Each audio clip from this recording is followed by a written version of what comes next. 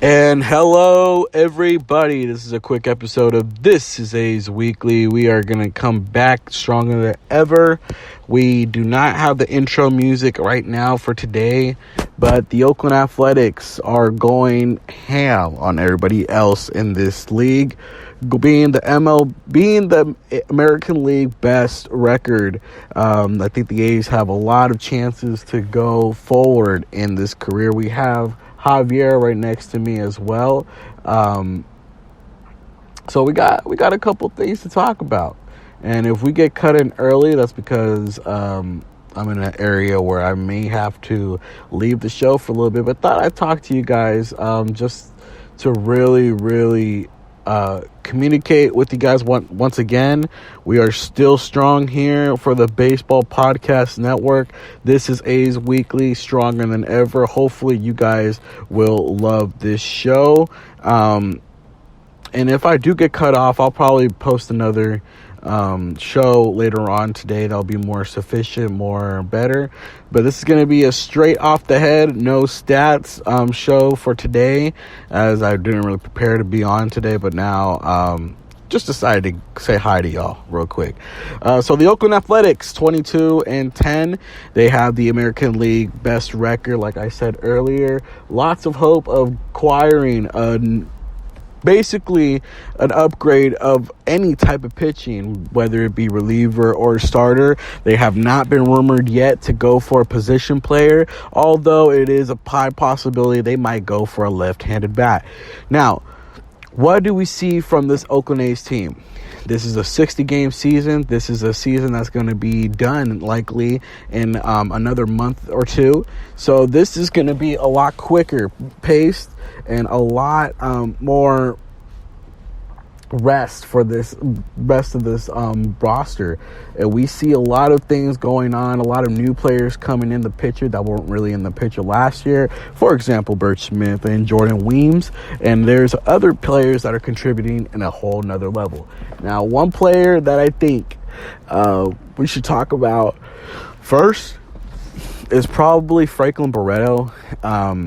Really got his first good chance to impress yesterday, having the start at second base. Didn't really do nothing though, and this is where I get concerned for Franklin Barreto. It has been already 13 at bats, has not reached on base at any of these at bats. Now this is a big worry because a lot of people want to throw in the excuse he wasn't given consistent amount of at-bats, and no hitter can really get into a groove when they're thrown in so inconsistently like how Barreto has. But at least a hit or two. That way you can at least say something that you did something in 2020. It's like if he hasn't played this year at the plate. And this has really been upsetting me because he's taking at-bats away from Machine, and he's also taking at-bats away from Tony Kemp, who's also done a pretty good job. And also, you can probably throw in the situation that Sheldon Noisy should be in that spot. But Noisy, of course, has more options than Barreto. Barreto has ran out of options. He, like Jorge Mateo earlier of the year, ran out of options. Mateo went directly to the San Diego Padres for a player to be named later, and Austin Allen. So this is really where everything is being put into play. See how good Barreto can be. Barreto has not showed any signs of progress or signs of improvement, striking out at a high rate as well. Is Barreto the problem? And we have Javier here to talk about it. Yeah. Well, first of all, I'd just like to say thank you for having me on the show.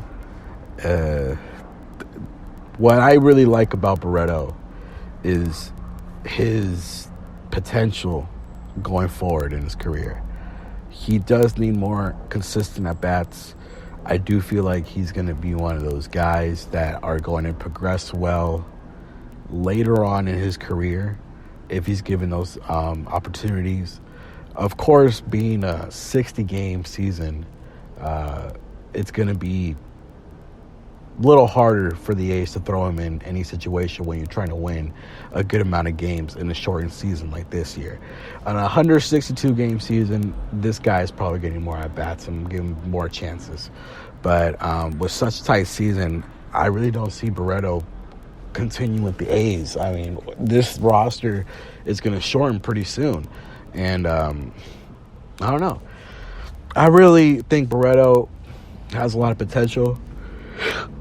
But they really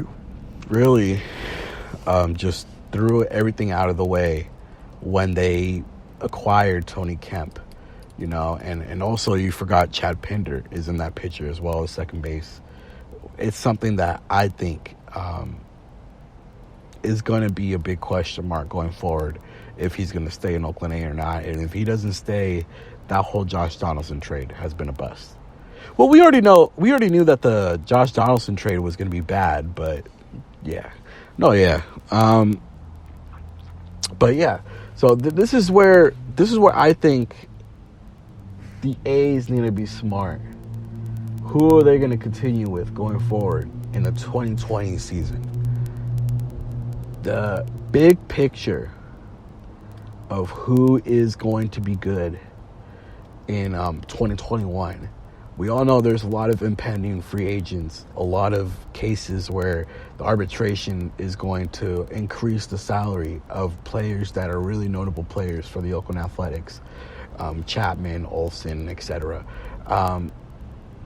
But one player that I think is worthwhile keeping is Yusmeiro Petit and Hendricks. Those two are the guys that are must keep. Hendricks being so much involved into the community, I think he's earned it, and I think he is a guy that's shown you that he can be that closer for years to come if you're going to be giving him a contract that can be good enough for him to stay. Now, Petit, on the other hand, is another guy that's important for your bullpen. And Petit has shown you that he can be versatile. He can be very valuable to this bullpen. And I think he's just as important as Hendricks, really. Yeah. And I think Petit gives you a whole lot of other options. And I heard, now, we're really good, close friends with other Oakland A's pages that are on Instagram. One of them is Athletic Center. He did say he thinks Soria is way more valuable than Petit is. And Petit and Soria are having two different type of seasons this year. Petit is a guy that's not going to shock you and win you statistic-wise when it comes to ERA, when it comes to FIP and the advanced metrics, giving up home runs. Petit is going to be one of those guys that are going to be a question mark, but he's still an extremely valuable piece to this bullpen, Soria is having an unpredictably great year. Want to see what he can do consistently. See if he can hold this down, and we're gonna see what big one big thing that can contribute. Diekman's another one of those free agents that are gonna probably cost a lot if it continues this great run. 2020, he is literally not giving up any runs in his remark, and that is incredible, and I think it's already going to 13 innings. Diekman is one of those guys that are important in this role too. McFarland is really performing well. A lot of question marks, but going back towards the deadline, I see the A's acquiring a star reliever and a mid-rotation starter. That's all I see them doing.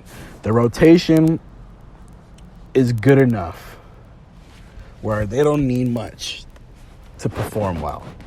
The A's are not going to beat you with their starters. They're going to beat you with their bullpen, and they're going to beat you offensively. So, and the defense is great as well, so they can beat you defensively as well.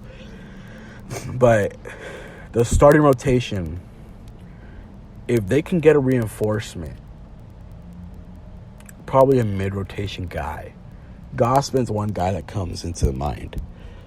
And that's just one person, and that's just hearing from what the rumors are going through. that we were interested at one point in Gossman, according to Susan Slusser, a very respectable source for the Oakland Athletics for a long time. And most of what she says is pretty accurate, yeah. Because she is the Oakland A's beat writer for the Oakland Athletics for the San Francisco Chronicle.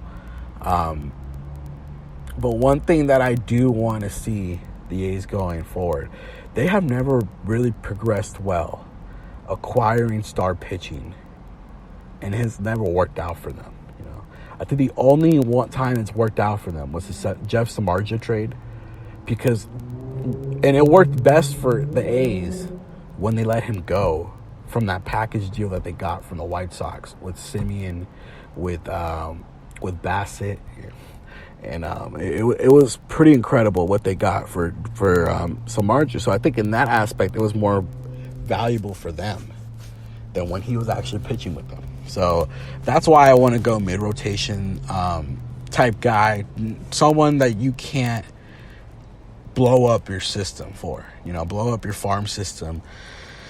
Puck is a guy that is going to be included in the bullpen once he's healthy, but he could be a guy you can throw in a situation where you need to put him in a package to acquire somebody that's going to be worthwhile. An ace is going to cost simply too much. It's going to cost you at least Luzardo and Puck, but